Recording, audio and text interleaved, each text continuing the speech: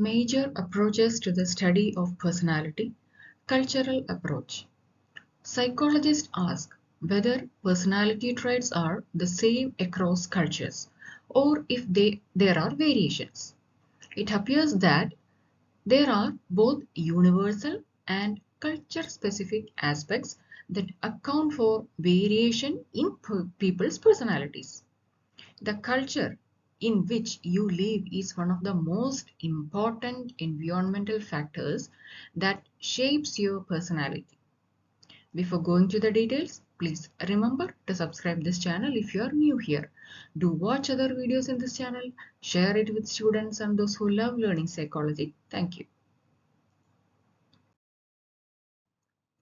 Major approaches to the study of personality. In the previous videos, we have learned type approaches, trait approaches, psychodynamic approach and post-Freudian approaches and behavioral approach. In this video, we will learn cultural approach. The key principles of cultural approach. The term culture, it refers to all of the beliefs, customs, art, and traditions of a particular society. The culture in which you live is one of the most important environmental factors that shapes your personality. The first key principle of cultural approach is culture and personality interaction. The cultural approach, it posits that personality is not a universal and static construct, but it is shaped by cultural norms, values, and practices. Culture provides a framework within which individuals develop their sense of self and acquire social roles and behaviors. For example, in collectivist culture, such as many East Asian societies, individuals are socialized to prioritize group harmony and interdependence. This cultural emphasis on collectivism may result in personality traits like modesty, conformity, and a strong sense of duty. Regarding the interdependence and collectivist culture, I have made videos earlier. You can refer on that. Cultural relativism. The cultural approach, it emphasizes cultural relativism, which suggests that personality should be understood within the context of specific cultural groups.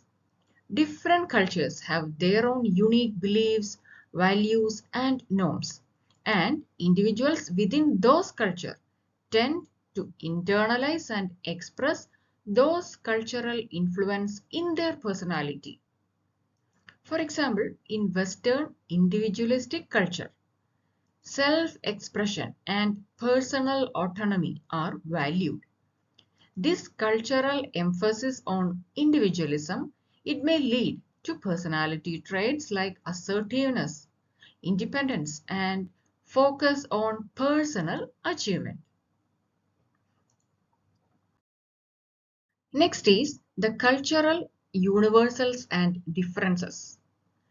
While cultural relativism, it highlights the diversity of personalities across culture, the cultural approach also recognizes the existence of certain universal psychological processes and dimensions of personality that may be found across cultures. For example, many cultures have personality traits related to extraversion, agreeableness, or conscientiousness, although the specific expression of these traits may vary. Extraversion may manifest as outgoing and sociable behavior in Western culture, but as maintaining group harmony while interacting with others in some Asian cultures. So there are differences, even if there are cultural universals. Next is cultural constructs and measurement. The cultural approach challenges the idea of a universal measurement of personality and advocates for culturally sensitive measures. Researchers develop culturally appropriate instruments to capture the nuances and manifestations of personality within specific cultural context, avoiding the cultural biases and assumptions. For example, to develop culturally appropriate measures, researchers have adopted existing personality assessment tools to specific cultural context, like the Hexaco model. It expands upon the Big Five model by adding a sixth dimension named honesty and humility, which is particularly relevant in certain cultures that value modesty and honesty. Next is acculturation and biculturalism. The cultural approach, it acknowledges that individuals can navigate multiple cultural contexts, and it leads to acculturation and biculturalism.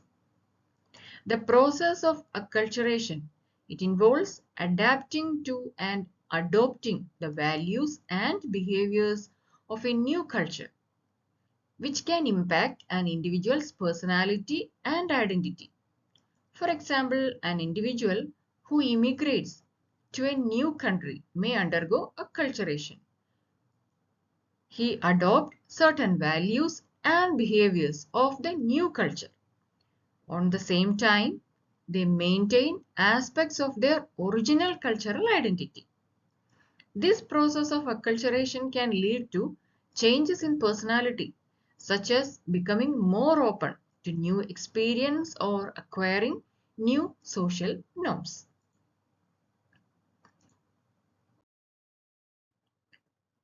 Next key principle is cross-cultural research. The cultural approach, it encourages cross-cultural research to compare and contrast different cultural groups, identifying the similarities, differences, and the impact of culture on personality. Researchers employ various methods, including survey, interview, and observational studies to explore cultural influences on personality. For example, researchers conducting cross-cultural studies, they examine the impact of culture on personality. They might compare the personality traits and behavior across different cultural groups using the survey, interview, etc.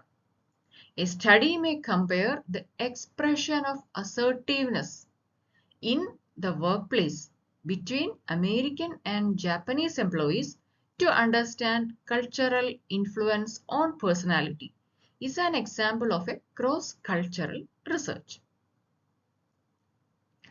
Cultural identity and self-concept.